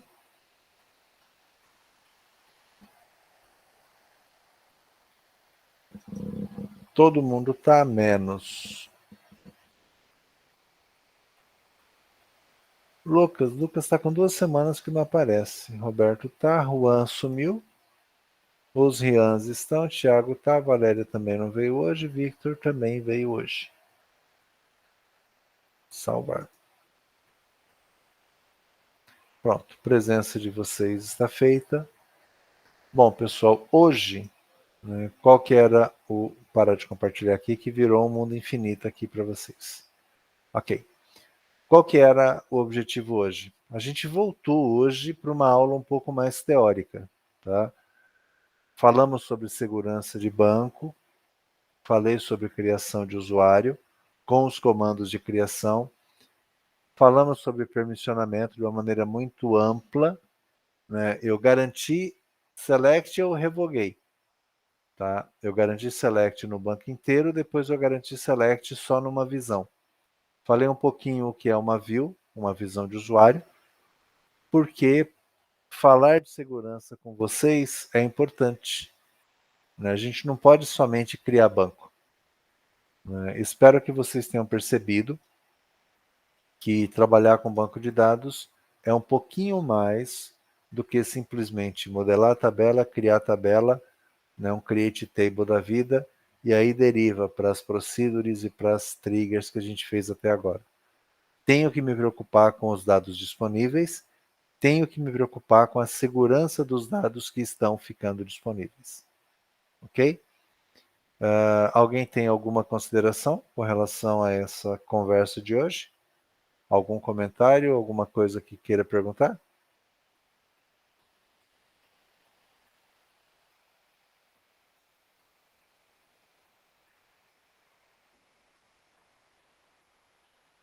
Muito bem. De novo, agradeço a participação de todos. Legal que o Zé Eduardo voltou, legal que o Cleiton participou. O Guilherme chegou, conseguiu acompanhar também. Então, agradeço aí a presença. Beleza, Thiago? Agradeço aí a presença de todos vocês. Tenham todos um bom final da semana, né? E a gente se vê na semana que vem.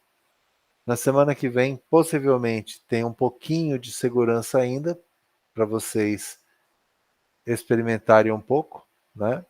E possivelmente eu fale sobre bancos não SQL com vocês. Ok? Boa noite a todos vocês. Valeu, obrigado, Thiago. Boa noite, Roberto. Rian, Rafael, boa noite. Boa noite, Guilherme. Boa noite, Zé Eduardo. Valeu, Cleiton. Boa noite. Rian Carlos, boa noite também.